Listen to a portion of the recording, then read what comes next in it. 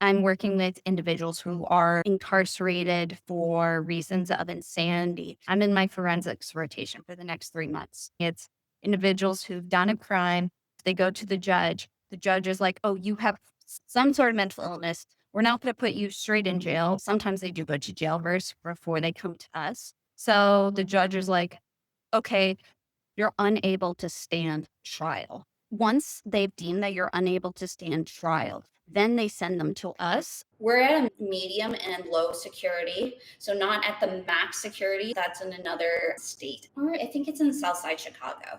The one we're in, which is Northwest Chicago, is just low and medium security. But I do want to say we still have murderers, we still have rapists, like we have everything. But it's really interesting because we get to learn what their mental status was while they did the crime and to share their experience and write about them.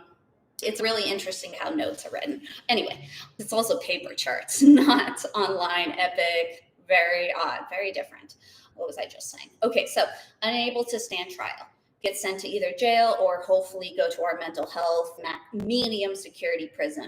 And they hang out there for supposedly just a year.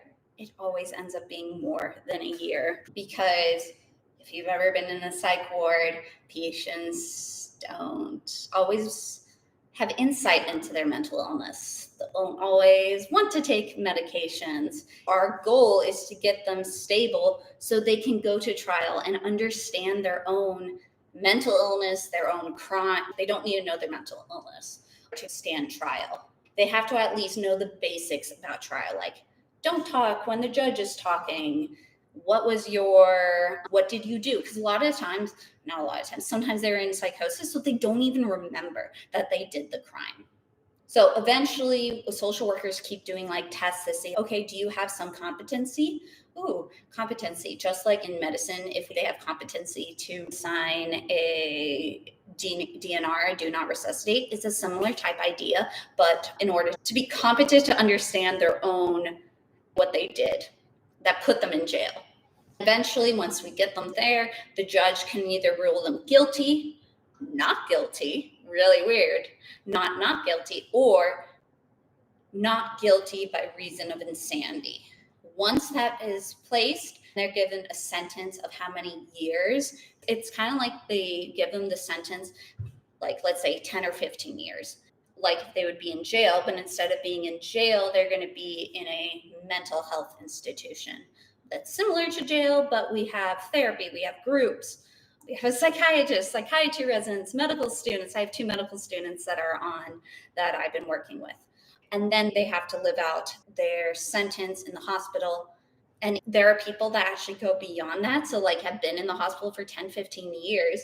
And then we have to determine, okay, are they even safe to go out in the community? Because just like someone was in jail for that long, they might not be mentally or physically capable. Sometimes we send them to a nursing home. Sometimes we keep them there on involuntary hold until they're able to, then it turns into more of a psych ward called a civil unit. Something else I learned is they can also get out slightly early from the jail mental health facility by going on passes, which means it's like baby steps to show, okay, let's show us how you are safe. Show us how you can act in the community and not do an illegal crime again or hurt others. I thought this was interesting. The judge has to give it to them. And we, as psychiatrists, have to write the letters proving, and sometimes we go to court. Now, I've only been there for like a week and a half, so I haven't gone to the court yet, but I wrote a letter yesterday that we're planning on using for a court for one of my patients that I just saw. So these passes, first is a supervised pass that they can go outside the unit, but on grounds. There's multiple acres of grounds that they can walk around.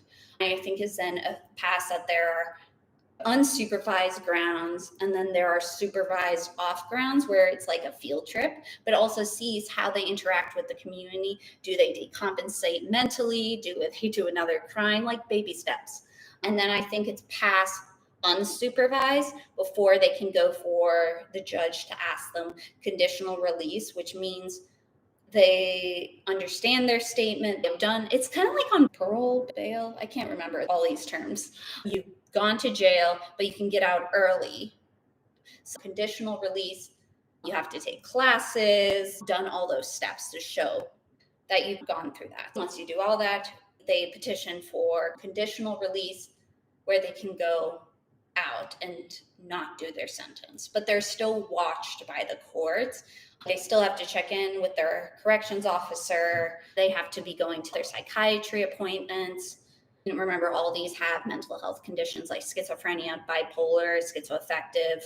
Those are the most common ones I've seen so far. They've done the crime probably when they are psychotic or when they're manic. I'm working with individuals who are incarcerated for reasons of insanity. I'm in my forensics rotation for the next 3 months.